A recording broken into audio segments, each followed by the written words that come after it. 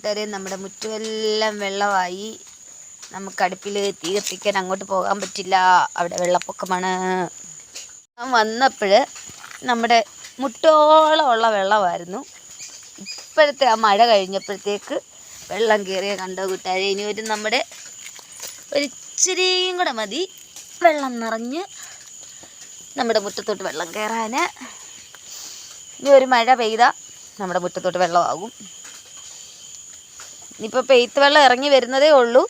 ചിലപ്പോൾ ഇച്ചിരി കഴിയുമ്പോൾ നല്ലപോലെ വെള്ളം ആവുമായിരിക്കും, അറിയില്ല. തോട് നിറഞ്ഞു കണ്ടോ.